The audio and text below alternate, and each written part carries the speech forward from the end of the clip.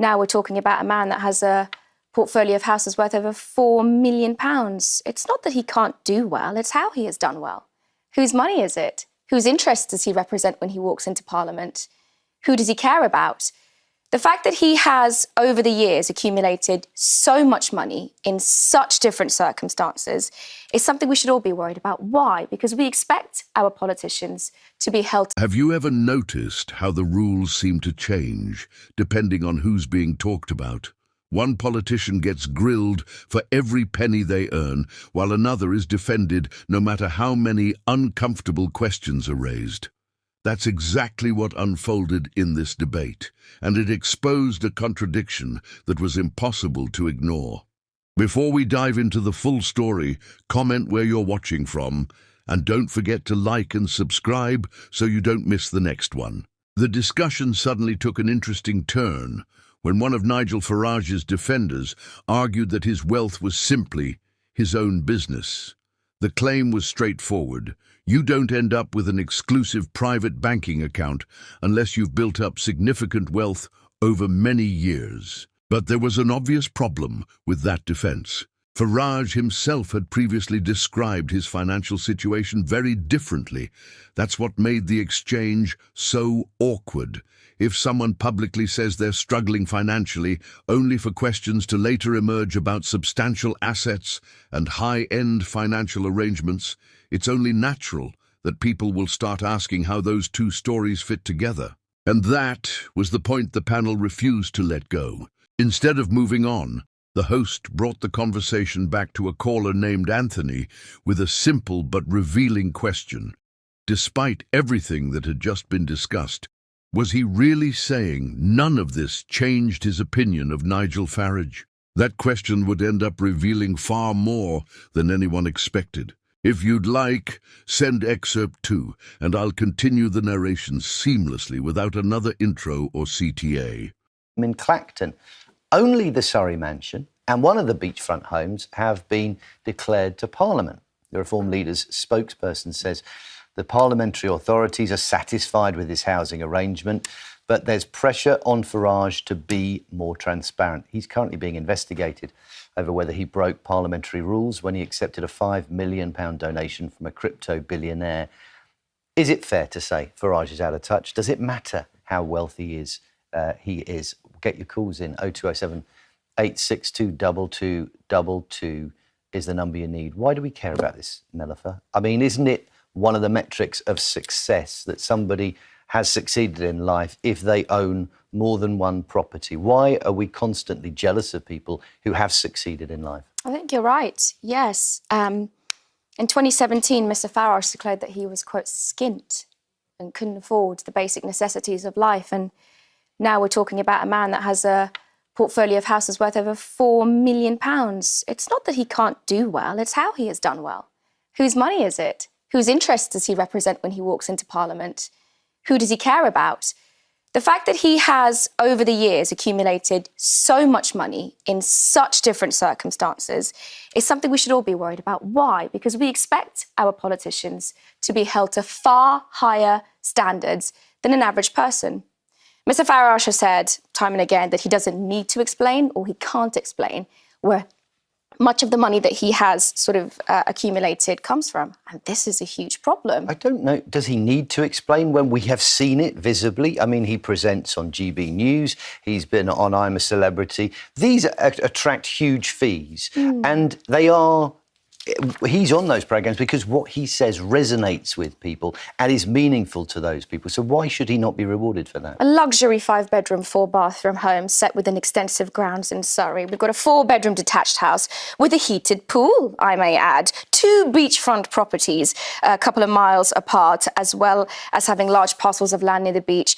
A timber-clad 2-storey home with a separate annex in the garden. I mean, so far, so right move. I get what you're saying. Great properties that we should be looking at and being like, well done, you've done so well for yourself. How? Where did this money come from? Matt, can we please for a moment take this very seriously and understand that this is a person who represents the people of Clacton, whose house was bought in his wife's name to possibly possibly avoid £44,000 in stamp duty. These are serious allegations. And if Mr. Farage is serious about these allegations and believes that he should be responsible for answering, then come up and tell us. The King, at the moment, tells us more about his taxes than Mr. Farage does. Success is to be applauded, Mike. However, when somebody wants to run the country, to be the leader of the party that is in charge, that governs this country, transparency is what we require. Do you feel like you have had full transparency from Nigel Farage about what he has and about how he's acquired it? Nigel has just given us fantastic transparency in all the properties that Nigel Farage owned. Nigel also has just given us a masterclass in class envy, right? This is just another pile-on onto Nigel Farage. Why shouldn't he have 5 properties? He doesn't have 5 homes, by the way. He doesn't live in them all. He lives in 2 of them, from what I can understand. Why should he have 5 and then declare 2 of them?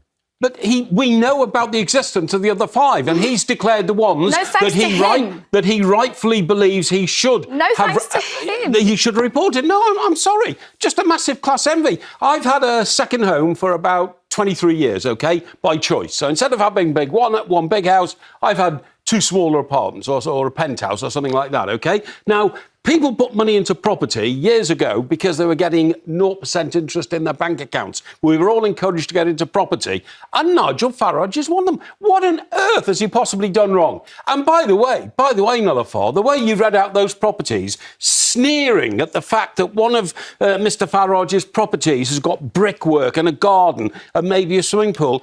Just class envy, Nigel. You've got to understand that you shouldn't have a go at people just because they've done well in life. If we had the attitude that we should all do well in life, we'd have a booming economy. Mike, he's the second most profitable. He's the second MP with the highest earnings after Rishi Sunak. Yes, but we're not talking about a man of the people who stands outside with a fag in hand, a pint in the other. Rishi Sunak was Prime Minister. Hold on a minute. Well. And Rishi Sunak got stick for it. Rishi Sunak was constantly asked to justify where his money comes from. You're right, I do have class envy because the majority of the people in this country cannot survive and sustain themselves. Hold on a minute. This is really, really important. Okay. In a country where we have cases of rickets, vitamin D deficiency, malnutrition in children, what on earth in this country, got to do with Nigel we cannot Farage have homes? such. But he's basically telling us to eat cake. No, why should he wear sackcloth and ashes? Yeah. Because these things exist, rather than say, I want other people to experience the prosperity I have been able to I don't have a engender. billionaire standing behind me who's willing to give me £5 million. Yeah.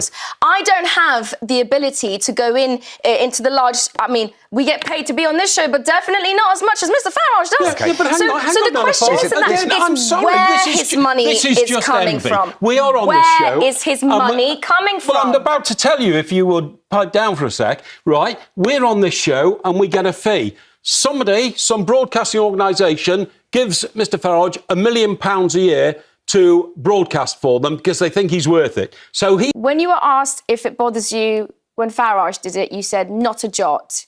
But then you gave me 2 instances of when it really bothers you. So what's different about Farage that Angela Rayner and Keir Starmer don't have? Why should he be given a pass?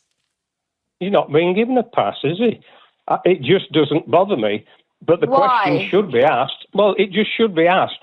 Why is nobody saying the same thing about? But why doesn't it bother you that Farage is doing it? Why do you? Why would it? Why would it? Because what is he doing, Nigel? I'm sorry. When you say why does it bother you that Farage, what is he doing? I don't understand what Nigel Farage is being accused of. Okay. But by the way, if you have an account at Coutts, and remember that came into the public arena very big when he had a row with Coutts over his status there, you only get a bank account at Coutts if you've got a lot of money. He was a very successful trader as well as a politician. Well, not according and he to has him. created his own wealth. Not according to him. In 2017, he said he was skint. Well, that was his words. Listen, he told us he was skint. So how have you got a Coutts account and you're skint? Something doesn't add up. But you don't get a cute account unless you've accumulated But he wealth. said he was skinned. He told us Let's the public come back he was to skinned. Anthony. These properties, Anthony, I think you're making a very good point here. He's not hiding them. It's not like these properties are unknown. He's It's not like registering he's got them, a Mike. shadow company. It's like the £5 million. If they It's need left to be registered. It's left to investigative journalists to find out about I'm these about things, to say- rather than registering them on the register of interests, hang on. so everybody knows when he goes into a vote. Yeah. Let's say they try and but put a wind farm hang on. in Frinton-on-Sea. He might have a view on that. But all his properties are now in the public arena. So if they need to be registered, he will be told very quickly that should have been registered, and he will register it. It's So not, he has to it's wait not for like other he's- people to tell him how to follow the rules rather than follow the it's rules. not like he's if you built apply a the same house- logic to Angela Rayner... It's not like he's built a house behind a haystack in a barn in the country somewhere. He's trying to hide it. Everybody knows about these properties. It's also- and the status of them So what's is up the to problem debate. with registering them up front?